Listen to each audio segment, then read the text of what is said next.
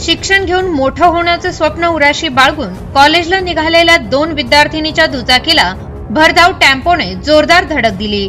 या भीषण अपघातात एका 17 वर्षीय विद्यार्थिनीचा जागीच मृत्यू झालाय, तर दुसरी मैत्रीण गंभीर जखमी झाली आहे।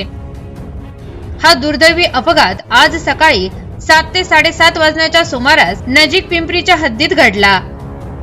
तांबोळे तालुका मोहोळ येथील प्रज्ञा धनाजी कोकाटे वय वर्ष 17 ही विद्यार्थिनी मोहोळ येथील नेताजी महाविद्यालयात 11वी सायन्स मध्ये शिक्षण घेत होती।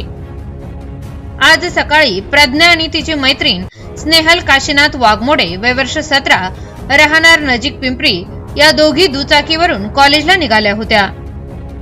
नजीक पिंपरी परिसरात समोरून येणारा भरधाव टेम्पोने त्यांच्या दुचाकीला भीषण धडक दिली।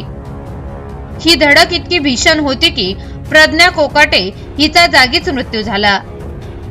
अपघातानंतर स्थानिक नागरिकांनी तातडीने मदतीसाठी धाव घेतली। गंभीर जखमी झालेली स्नेहल वाघमोडे हिला तातडीने मोहोळ रुग्णालयात दाखल करण्यात आले आहे, मात्र तिची प्रकृती चिंताजनक असल्याने तिला पुढील उपचारासाठी सोलापूर येथील रुग्णालयात हलविण्यात आले आहे। स्नेहल ही कन्या प्रशाला कनिष्ठ महाविद्यालय मोहोळ येथे 11वी सायन्स मध्ये शिकत आहे। घटनेची माहिती मिळताच मोहोळ पोलीस ठाण्याचे अधिकारी घटनास्थळी दाखल झाले। पोलिसांनी अपघातग्रस्त टेम्पो आणि चालकाला ताब्यात घेतले असून त्यांच्या विरुद्ध गुन्हा दाखल करण्याची प्रक्रिया सुरू आहे। एका उमद्या विद्यार्थिनीचा असा अपघाती मृत्यू झाल्याने तांबोळे आणि मोहोळ परिसरात मोठी हळहळ व्यक्त होत आहे।